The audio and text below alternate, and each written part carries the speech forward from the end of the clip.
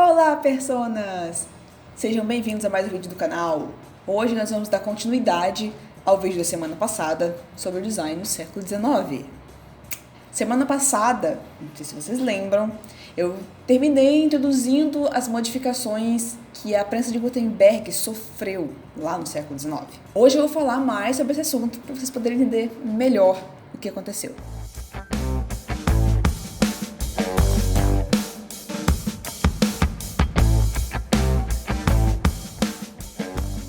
Até ali o início do século XIX, a prensa tipográfica utilizada pelos impressores ainda era muito parecida com aquela inventada por Gutenberg lá atrás, no século XV. Ou seja, a gente tem aí um lapso de 300 anos basicamente com a mesma máquina. Não sei se vocês lembram, mas a prensa de Gutenberg era feita majoritariamente de madeira e era bem manual. Daí o pessoal lá no século XIX começou inserindo algumas peças de metal nessa prensa, para poder trazer uma certa mecanização a ela. Daí, lá em 1800, surgiu o que se conhece como a impressora de Lord Stanhope, que era inteiramente feita de aço fundido. Mas ela não teve só mudança no seu aspecto visual e de material, não. Antes, a prensa tipográfica necessitava da aplicação de uma força exorbitante para poder imprimir. Com a mecanização dessa impressora de Lord Stanhope, essa força necessária era 10 vezes menor. Além disso, a folha dessa nova impressora podia ser 2 vezes maior do que aquela utilizada na prensa de Gutenberg. Ela imprimia cerca de 250 folhas por hora. Parece muito, né? Daí, lá por volta de 1804, o bagulho ficou doido. Um cara chamado Frederick Koenig apresentou o protótipo de nada mais, nada menos do que uma impressora movida a vapor e que possibilitava a impressão de majestosas 400 páginas por hora. Nessa época, também surgiram inovações na forma de transferir a tinta para os tipos, que antes era feita com uma bola de couro, lembra?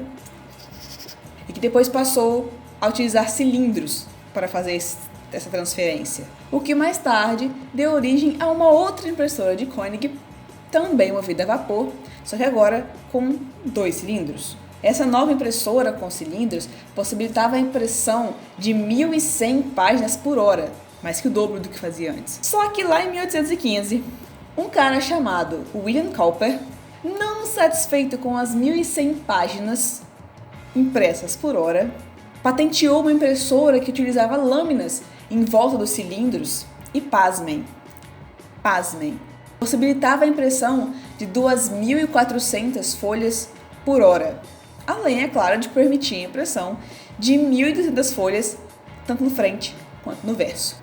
Mais uma vez, a quantidade de folhas por hora mais que dobrou. Ainda não satisfeitos com as 2.400 páginas, em 1827, William Cowper e o seu sócio receberam uma nova encomenda de uma impressora de 4 cilindros e que permitia a impressão de 4.000 folhas por hora, também frente e verso. Você achou muito? Achou que parou por aí? Não. Na metade do século XIX, já existiam impressoras a vapor que imprimiam cerca de 25.000 folhas por hora.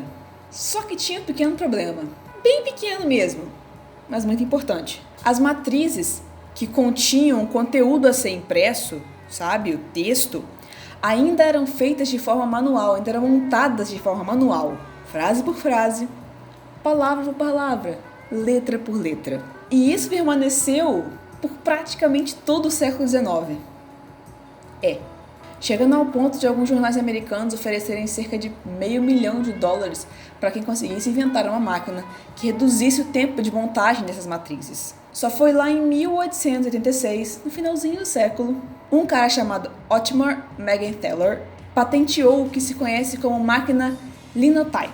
E para a surpresa dos impressores que encomendaram isso, essa máquina conseguia fazer o trabalho de 7 tipógrafos.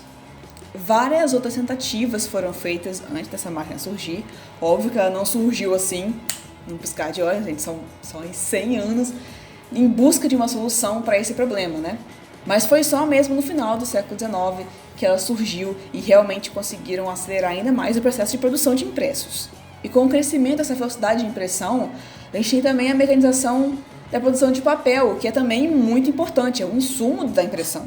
Mas isso aconteceu bem no comecinho do século por um cara chamado John Gamble. Ele criou uma máquina que possibilitava a produção de papel ser muito mais rápida e assim ajudou muito na questão da rapidez da impressão. E isso é tudo, personas. Hoje o vídeo vai ficando por aqui. Espero que esse vídeo tenha sido útil para vocês. Se você curtiu, deixa seu like, se inscreve no canal e ativa o sininho para ficar por dentro dos próximos vídeos que vão sair. Tá bom? Então tá bom. Beijo e tchau.